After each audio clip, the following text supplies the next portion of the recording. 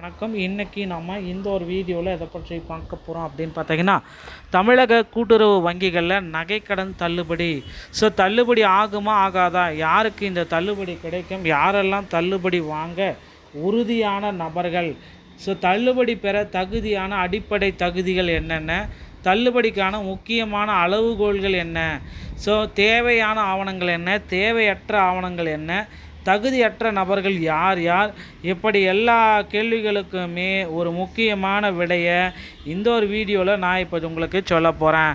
நீங்கள் நம்முடைய சேனலை முதல் முறையாக பார்க்குறீங்க அப்படின்னா மறக்காமல் ஒரு சப்ஸ்கிரைப் அண்ட் பெல்லை கிளிக் பண்ணி வச்சுக்கோங்க. கூட்டுறவு வங்கிகளில் நகைக்கடன் தள்ளுபடி. தமிழகத்தில் உள்ள கூட்டுறவு வங்கிகளில் 5 சவரன் வரையிலான நகைக்கடன் தள்ளுபடி குறித்த முக்கிய அறிவிப்புகளை இந்த தகவல் உங்களுக்கு விளக்குகிறதுங்க. தகுதியான நபர்களை கண்டறிய அரசு மேற்கொண்ட ஆய்வில் சுமார் 13 லட்சத்துக்கும் அதிகமான கடனாளிகள் இந்த திட்டத்தின் கீழ் பயன்பெற வாய்ப்புள்ளதாக கூறப்படுகிறது. இந்த சலுகையை பெறுவதற்கு ரேஷன் கார்டு மற்றும் ஆதார விவரங்கள் கட்டாயமாக்கப்பட்டுள்ளதோடு ஒரு குடும்பத்திற்கு ஒரு கடனுக்கு மட்டுமே தள்ளுபடி வழங்கப்படும் என்ற நிபந்தனையும் உள்ளது.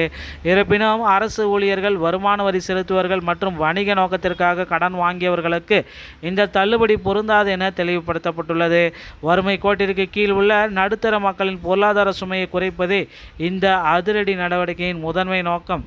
தகுதியற்ற விண்ணப்பங்கள் நிராகரிக்கப்பட்ட நிலையில் தகுதியானவர்களுக்கான பட்டியல் மற்றும் புதிய விதிமுறைகள் விரைவில் அதிகாரப்பூர்வமாக வெளியிடும் என்று எதிர்பார்க்கப்படுகிறதுங்க.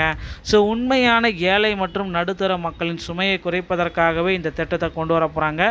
வறுமை கோட்டிற்கு கீழ் உள்ளவர்களின் பொருளாதார முன்னேற்றத்தை உறுதி செய்ய இந்த நகைக்கடன் தள்ளுபடி, அதாவது அடிப்படை விதி, இதை பார்த்திங்கன்னா 5 சவரன். அதற்கு குறைவாக அடமானம் வைக்கப்பட்டவர்களுக்கு மட்டுமே தள்ளுபடி.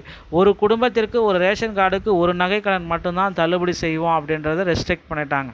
எந்தெந்த வங்கிகளில் வாங்கிய கடனுக்கு தள்ளுபடி?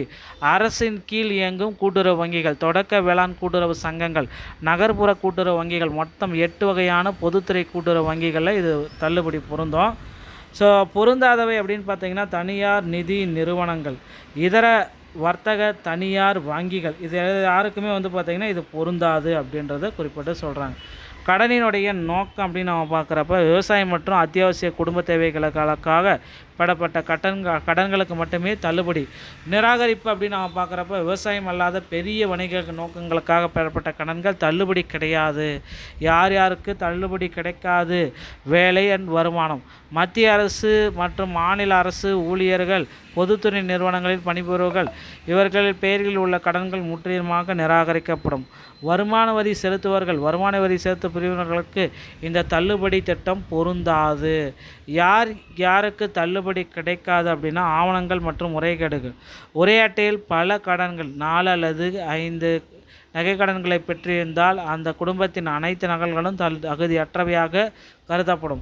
ஆவண குறைபாடு, கடன் பெறும் பொழுது முறையான ஆதார் அடையாள அட்டை, குடும்ப அடையாள அட்டை விவரங்களை சமர்ப்பிக்காதவர்களுக்கு தள்ளுபடி கிடையாது அப்படின்னு சொல்கிறாங்க.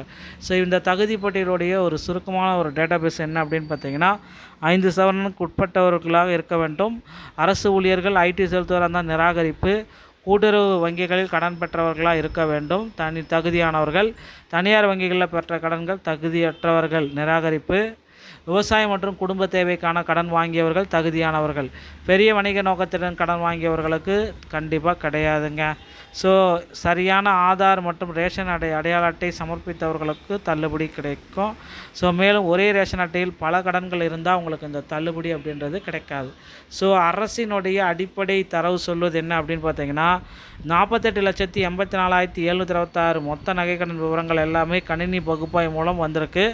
35 லட்சத்துக்கு மேலே தகுதியற்றவர்கள் என நிராகரிக்கப்பட்ட கடன்கள் இருக்குது. மொத்த பொது கடன் தள்ளுபடி அப்படின்றது எவ்வளோ வரும் அப்படின்றது தான் இப்போ கால்குலேஷன்.